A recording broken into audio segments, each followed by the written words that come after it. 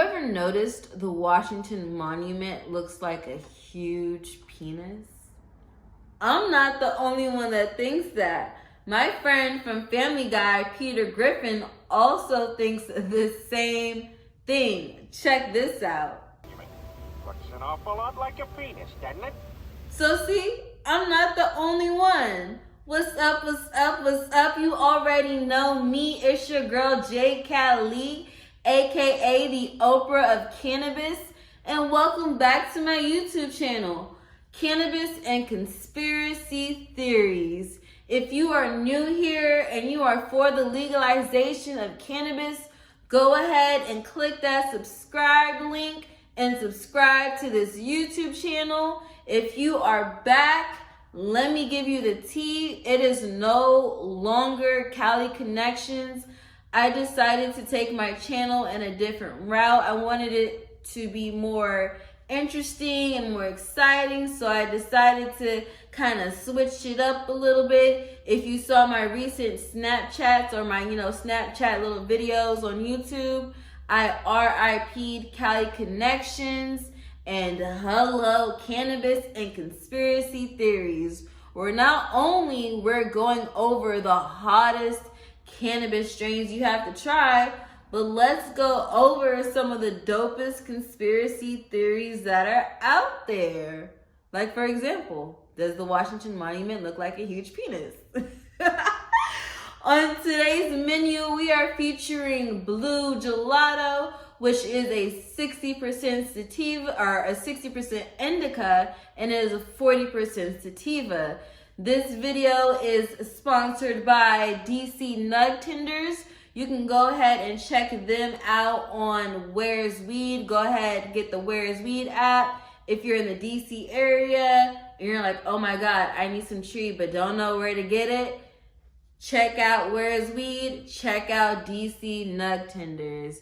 We're going to be going ahead and smoking this beautiful Blue Gelato. It's an exotic. It's an indica dominant. It's nice, vibrant green. You definitely see the hints of purple in there. And we also see the trichomes. Trichomes are lovely because they are full of tetrahydrocannabinol, which is THC, which is the psychoactive component that takes us to the next level. Now let's go ahead, roll us up a joint, and get us into this conspiracy theory.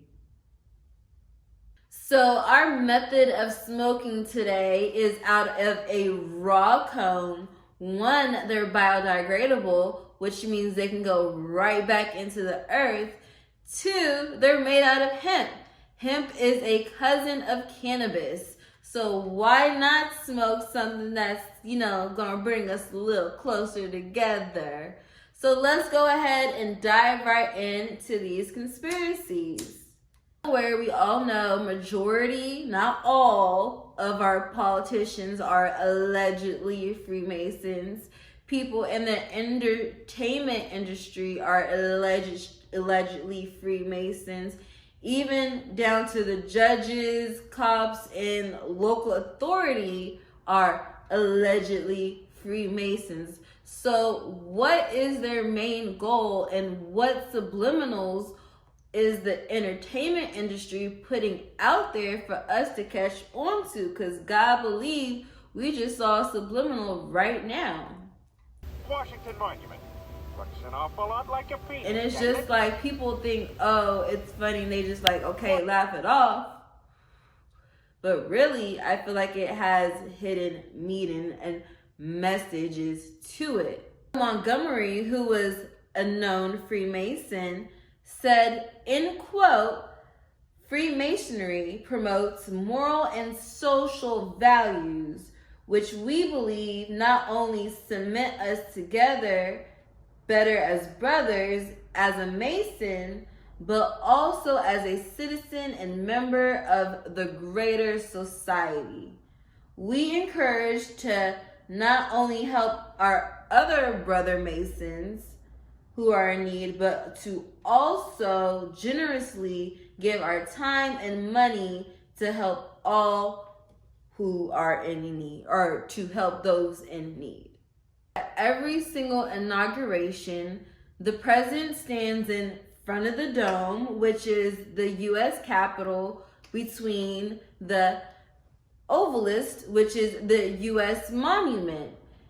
Conspiracy theorists say that is a huge spiritual power source. Right around the corner is the Masonic Mecca, which is the Hair Dome. So are they performing ancient rituals?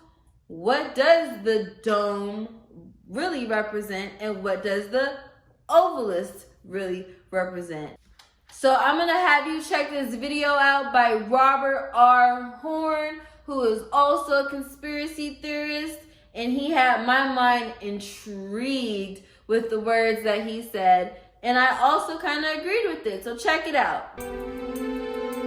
The U.S. Capitol has been called the Mirror Vatican due to the strikingly similar layout and design of its primary buildings and streets. Now, that's no accident. In fact, America's forefathers first named the capital city Rome. But the parallelism between Washington and the Vatican is most clearly illustrated by the Capitol building and dome facing the obelisk known as the Washington Monument, and at St. Peter's Square Basilica in the Vatican by a similar dome facing a familiar obelisk, both of which were, according to their own official records, fashioned after the Roman Pantheon, the circular domed rotunda dedicated to all pagan gods. Now, this layout, a domed temple facing an obelisk, is an ancient alchemical blueprint that holds significant esoteric meaning. For those who may not know, the U.S. Capitol building in Washington, D.C. is historically based on a pagan Masonic temple theme. Thomas Jefferson, who shepherded the anti-Christian Roman Pantheon design, wrote to the Capitol's architect Benjamin Latrobe, defining it as, quote, the first temple dedicated to embellishing with Athenian taste the course of a nation looking far beyond the range of Athenian destinies, end quote.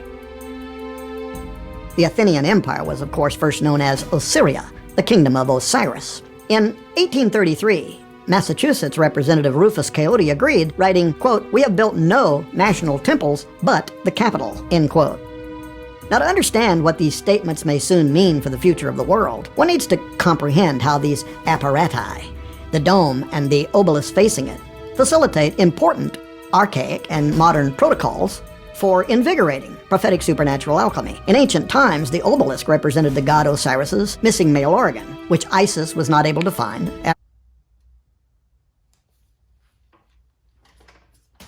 Imagine you're a space traveler traveling through space, right? And you land on the planet Earth. And the only thing that you see on the planet Earth, because Earth is like completely demolished, is a dollar bill, right? So you see the pyramid and the all-seeing eye. So you would think, okay, it would have something to do with Egyptian mythology. So Anuit Coeptus, which means God has favored our undertakings.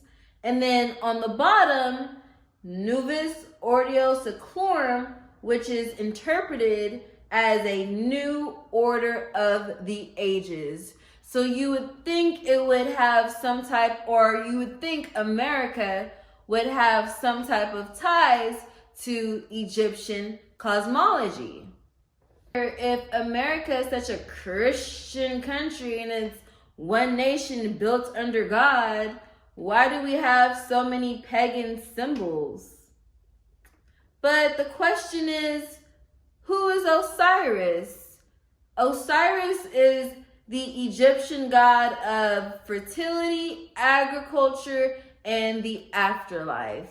The story of Osiris is low-key kind of fucked up. I'm not gonna lie. He had a jealous brother named Seth.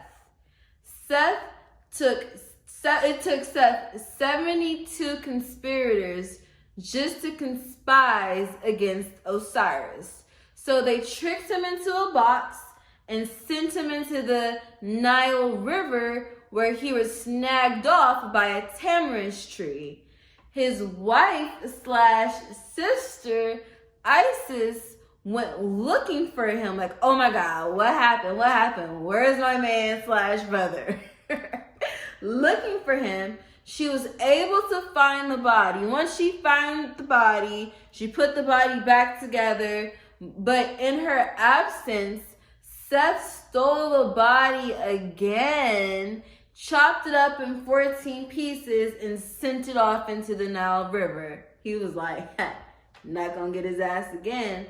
She was able to recover every part of his body but what? His penis, the genitalia. So the reason why she wasn't able to recover that, because the story is it was swallowed by a fish.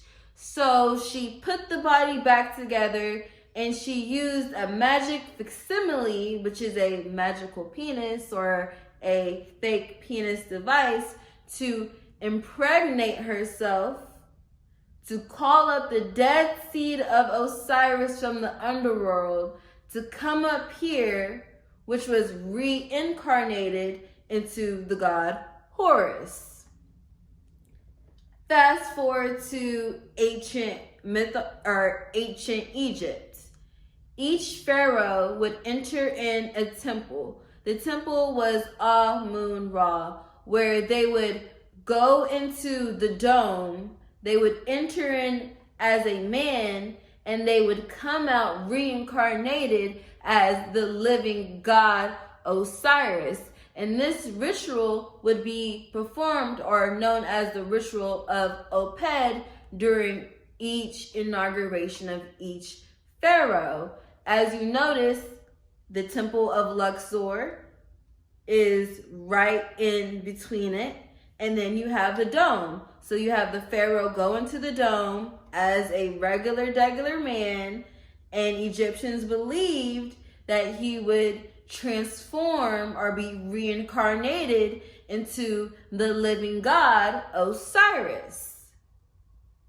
So if you don't believe me, check this video out. The seal of the United States will be the Son and spiritual incarnation of the supreme deity.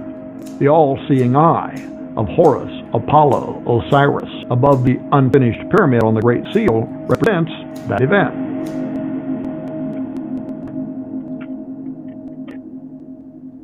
Now fast forward to today, and at the inauguration of every American president, across town at the House of the Temple, the modern Egyptian magicians, the Freemasons, Scottish Rite, 33rd degree, are conducting the raising of Osiris ceremony to call the seed of Osiris Apollo from the underworld through the Washington Monument obelisk, where it magically emits into the U.S. Capitol dome, while America's new leader is standing there accepting his role as the living representative of Osiris. They are up there beneath that magic square we were talking about, that magic 666 square, binding the influence and the power of the Word of God. They believe they're binding the power of the Bible while they do this ritual, and they are literally doing the raising of Osiris ritual while the presidential inauguration happens at every election, and they are literally calling on the spirit of Osiris to raise up, or Apollo, however you want to slice it, to come out of the underworld. The president. So the president, the president-elect walks into this ritual a man, exits the ritual a god. This is what the Freemasons believe. Now people are going to say, well, not every president's a Freemason. Well, most of them have ties to secret society. So now that right there, my friends, is some heavy shit.